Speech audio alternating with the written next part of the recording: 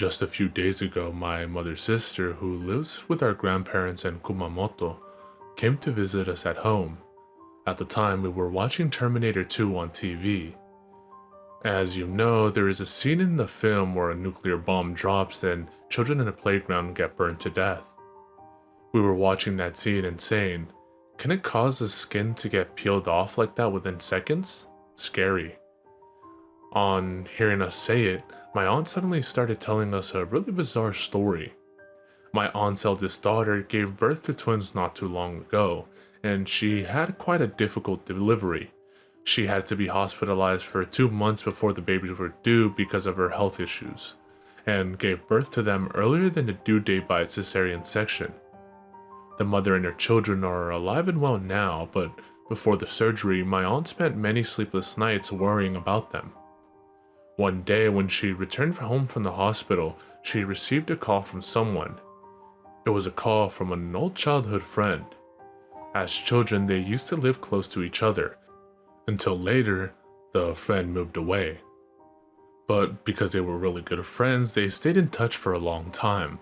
However, for the past 10 years, my aunt hadn't heard from her at all. My aunt was so happy to hear from an old friend, especially at a time when she was mentally and physically worn out from worrying about her daughter. She was about to tell her friend what had been happening to her lately when her friend told her that something totally unexpected. Kei-chan, my aunt's name, do you know that I am a god now? I am saving a lot of people. If you ever need any help, you can always call me. I know I would be able to help you. Her friend sounded as cheerful and pleasant as my aunt remembered her to be in the olden days. Because her friend was telling her these things casually like it was the most normal thing in the world, my aunt didn't quite know how to react. "Oh, I see," was all she could utter. But that night, as she lay in bed worrying about her daughter and unborn babies, even that bizarre phone call from her friend felt like a shining ray of hope from heaven. Maybe it's some kind of fate that I got a call from her tonight. I will call her again tomorrow and ask her for help, she thought to herself. Feeling like she finally had someone to turn to for help, she felt calm and relaxed for the first time in many days. She was able to fall asleep peacefully at last. That same night, she had a dream. Her daughter and her childhood friend as a young girl were in it. Her daughter was somehow not carrying a baby, and the three of them were happily playing together. Her friend was smiling, and they were playing in a field full of flowers.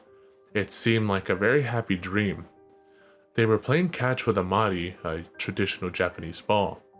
When the mari came flying to her, she caught it and hugged it to her chest. But the moment she hugged it, the mari peeled off like skin, and a kind of large half-melted larva popped out from inside of it. My aunt screamed her head off. She wanted to throw it back to someone, but she couldn't possibly throw it to her own daughter, so she looked at her friend while trying to get the larva off of her. But try as she might, she couldn't get it off because it was holding on to her for dear life. Meanwhile, her friend was watching her, laughing hysterically. Her eyes were all black, as if she had two holes in there instead of eyes. The larva's pitiful cries and her friend's ear-splitting laughs overlapped, creating a cacophony that filled the air. My aunt woke up with a jerk. She was covered all over with sweat. After I woke up, I realized that the larva was a baby. I don't know why I thought that. Of course, it didn't look like human, and its cries were like cries of a beast. But somehow I was convinced that it was a baby. In the end, I ditched the idea of calling my friend. I was too scared to do so. Some days later, her daughter gave birth to the twins without any problems, and my aunt soon forgot about the call from her friend. But the other day, when she turned on the TV, she chanced upon a talk show in which a woman bearing her friend's name appeared in it. The woman looked old and haggard, very different from how she had looked in my aunt's dream. Remember that news story? A young couple who followed a cult religion were told that if they peeled the skin off of their dead baby, it would bring the baby back to life. The god of that cult religion was no other than the childhood friend of my aunt. As far as my aunt remembered, her friend was raised in a happy, affluent family. What was happening to her life during the period of 10 years when they were not in contact? My aunt told me that she was more sad than scared and couldn't stop crying as she watched her best friend on TV. I wondered what the outcome would have been had my aunt sought help from her.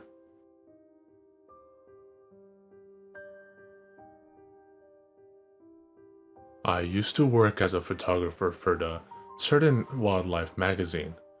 I would set up a tent on an animal trail at night and wait for animals to pass through so that I could take photos of them. I would also use a remote camera with an infrared sensor. Due to the nature of my work, spending time alone in the mountains had never been an issue for me until that time. It happened when I climbed up Okichi Chibu Mountains along a stream. I arrived at the spot where I had planned to camp at around 1 p.m. I pitched a tent for one person on the stream bank and got ready to take a nap like usual. It felt much safer than being deep in the mountains, where I knew for sure no other person would come, than being in the middle of a bustling city, or so I thought. After having hanged a radio on a branch of a tree to keep bears away, I went to sleep. When I woke up, it was already quite dark outside. I hung a lantern inside the tent, got my devices ready, and placed a headlamp on my forehead. Now I was ready to go out into the night and take some photos. My heart was filled with excitement and expectation. As soon as I stepped out of my tent, though, I noticed something strange. About 10 meters away from where I was, up the stream, I saw another tent. Its color appeared to be blue. The place was an fishing spot, and it was highly remote and secluded. I had never expected to find anyone other than myself in there. The tent was dark and I couldn't see through inside. Was someone sleeping in there? Anyway, I knew it wasn't there at the time when I set up my own tent. Did they come while I was asleep, without even having made a single sound? But for now, I need to focus on my work. I put the speculations aside and tried to prepare for photo shoots. It was right then that a light came on inside the blue tent. And all of a sudden, the tent became mottled with spots. Their dark hue was seeping through the tent from the inside, making irregular patterns all over the tent. Because of the blue color of the fabric, it was unclear what color the spots really were, but they reminded me of dry blood. Should I say hello to them just to be polite? But that doesn't seem necessary because I was here first and they haven't come down to say hello to me, I thought. But this thought only appeared in my mind to hide from myself the fear I felt from seeing the creepy tent. I decided to relocate my tent to somewhere else, although it would require a bit of work. So I took down my tent and climbed for about 1 kilometer further up the stream, all the while trying to avoid looking in the direction of the blue tent. That ruined my chance of getting any photo shoots done that night. It was nearly 9 p.m. by the time I finished pitching camp again on the upstream bank. I had a quick meal and went to sleep.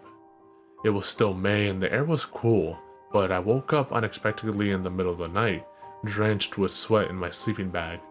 It was around 2 a.m. As the air inside the tent felt stuffy, I opened the zip to let some fresh air in, and my heart stopped. That blue tent from earlier stood right in front of me. What the? The light came on inside the tent, and it became mottled with spots. I saw the shadow of two hands spreading fingers and reaching out.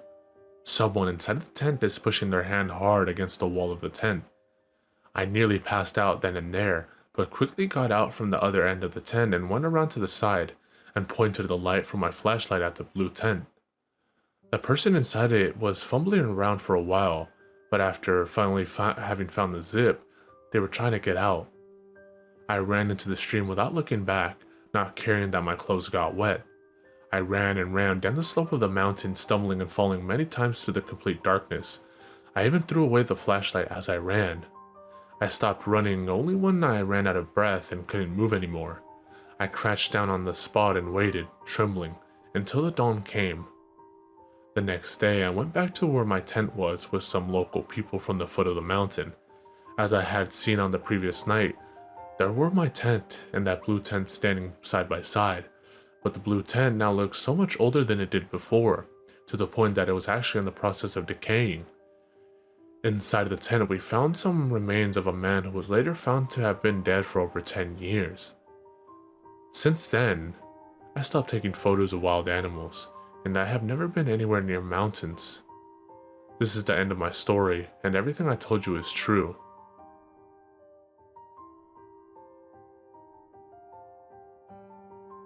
When I was a junior high student, cursed letter became popular at school. That day, I had just come back from a PE lesson to my classroom and was trying to take textbooks out from inside my desk when my hand came into contact with a thick brown envelope. On the envelope, it was written with a marker pen, "Make sure you are alone when you read this." I imagined it to be a love letter from someone and took it home without telling anyone. After dinner, I went to my own room and opened it, but the content was something totally unexpected. The student in the photo was bullied by his whole class and hanged himself. In his suicide note, he wrote that he would turn into an evil spirit once he died and would curse to death all the students who bullied him, as well as the teacher who was in charge of the class because he ignored the bullying. The person who reads this letter must offer up an incense stick to the dead student and keep praying in their heart, "Blank Kun, may you rest in peace." Note, Kun is an honorific.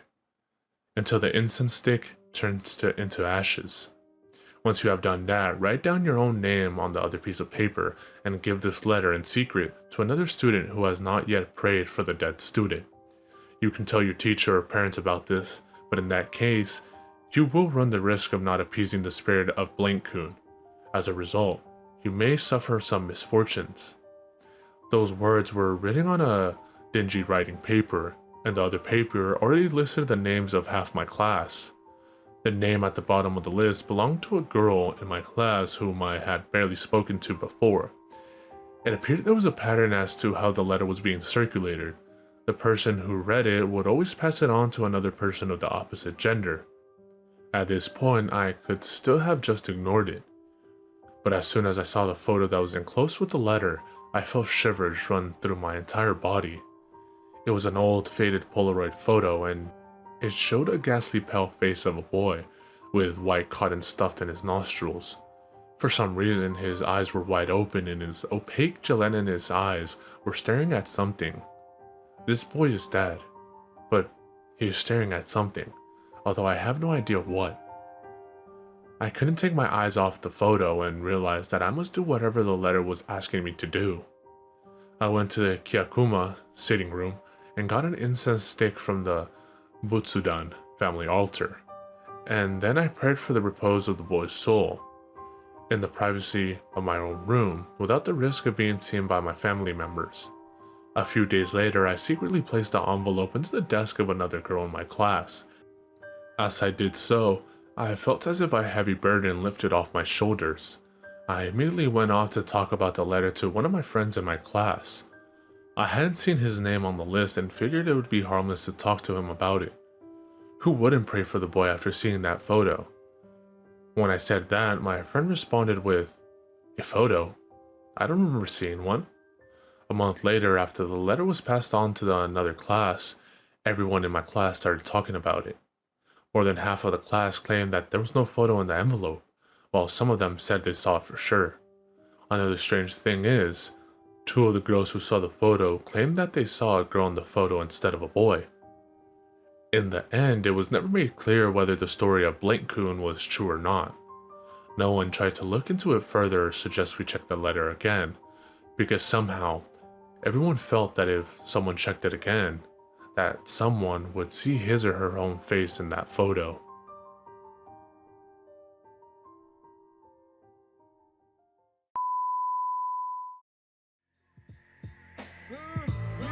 Big up to all my peoples. I done dug into my bag of tricks, came up with some different skits. Not your average mafia, I be on some different shit. You know I'm pimping shit that make you use your mind. So if you can fill in the blanks, do it when it's time. Come on. 1, 2, 3, 4, 5, 6, 7. Feel like I'm in hell, but I wish I wasn't. Yeah, you got it, now knock it while I rock it. I stick plugs in the socket and money in my. Yo, I get psychotic when you try to diss my staff. No props for your block, so you could just kiss my.